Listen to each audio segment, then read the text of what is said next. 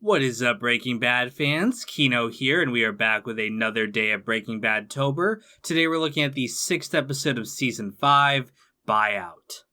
Now, the episode opens where we left off last time. After the heist, the crew brings back Drew Sharp's dirt bike. They break it down and dissolve it in a barrel. It's then revealed that they also have his body, and have the unfortunate job of disposing of it. Jesse, who is taken to death particularly hard, goes for a smoke. Todd comes up and tries to make light conversation. Jesse, angered by his nonchalance, punches him in the face. After the title, Todd argues his reasoning behind why he killed the kid, pointing out that he had seen them and they were told that no one besides them could ever know about the heist. They then dismiss Todd to talk amongst themselves. Jesse is appalled by Todd's actions and wants him gone. However, Walt points out that they would either have to kill him or pay him off, which none of them want to do. They instead put Todd back on the houses and agree to keep an eye on him. Mike tells him he's still in, but also threatens him against doing anything without their knowledge again. Later, Mike is out with his granddaughter at the park. The DEA are watching him and see him leave a note. However, it turns out to be a note to them, letting them know that he knows that they are watching.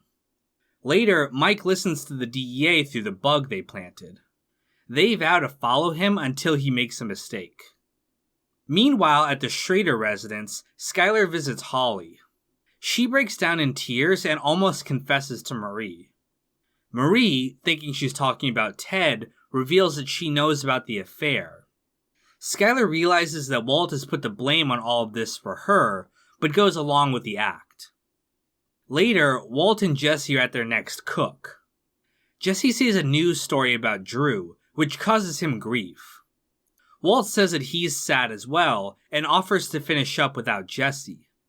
However, while he's leaving, Jesse hears Walt whistling, showing that Walt is not at all bothered by what happened. Later, Walt goes to Vamanos to drop off the batch. Mike and Jesse are there, and they've been discussing among themselves privately. They reveal to Walt that they are quitting the business, and are going to be selling their share of the methylamine to another distributor. Jesse asks Walt to come in on this with them in exchange for $5 million, but Walt refuses to sell out, given that the methylamine when cooked will be worth almost $300 million. The next day, Mike and Jesse meet with Declan to sell the methylamine. However, Declan refuses when he learns that they have a third partner, as he wants the blue meth out of the market. After this, Jesse goes to see Walt to try and convince him to join their deal. Walt again refuses, telling him about his involvement with gray matter. He took a buyout of what would become a billion-dollar company in exchange for $5,000, and he will not make the same mistake again. He tells Jesse that he's in the empire business, but Jesse questions if a meth empire is something to be proud of. However, at that exact moment, Skyler returns home and is startled by Jesse's presence. Jesse prepares to leave, but Walt insists that he stay for dinner. They then sit down to an extremely uncomfortable meal. Also, to go along with the idea that Jesse is a kind of son to Walt, look at how he's framed like the child between the two parents here. Jesse tries to talk to Skyler, but she gets drunk off wine and jeers at Walt for revealing her affair to Marie. When she leaves, Walt tells Jesse that his wife hates him and is waiting for him to die. He has nothing left at this point but the business, which is why he won't give it up. Later that night, Walt goes to Vamanos to steal the methylamine. However, Mike is there, having suspected that Walt would try this. Mike detains Walt the entire night, planning on selling the whole 1,000 gallons without Walt's permission.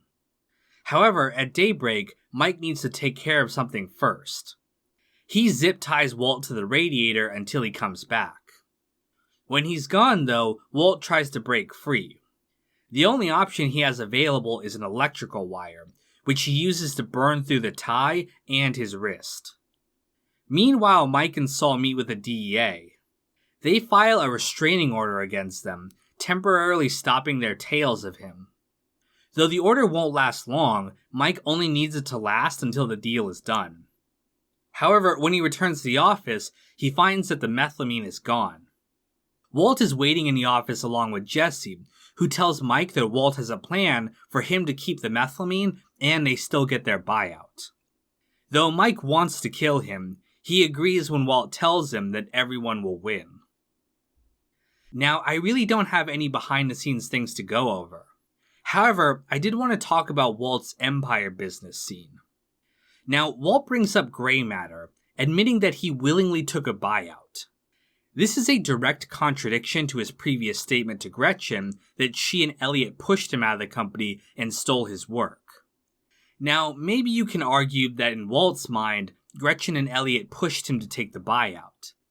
But it's clear here that Walt willingly parted ways with gray matter, so his resentment of Gretchen and Elliot is unfounded even by his own logic. Furthermore, the detail that he checks out gray matter's stock price every week is a very telling detail. It shows that Walt's transformation was not a sudden thing, but that his bitterness and resentment had been bubbling under the surface for years. His cancer diagnosis just gave him the excuse to finally act on these feelings. Lastly, I really like how Jesse points out that a meth empire is nothing to be proud of. To me, this is the writers almost poking fun at all the audience members who have been rooting for Walt this entire time. It also directly contradicts Walt's justification that he's doing this just for his family, as $5 million is already more than they could ever launder, and continuing in the drug business is only keeping his family further apart. Funny story, I used to work for a guy who told me that he loved this scene, and he said he was in the Empire business just like Walt. I then pointed out to him how the show was about how you're not supposed to want to be like Walt, and he had the same reaction that many of you commenters do when I point this stuff out. Ha! Gay! And that's pretty much everything I have to say about the episode. Thank you so much for watching, and stay tuned for the next one, coming soon. Is a Gabagool Empire really something to be proud of?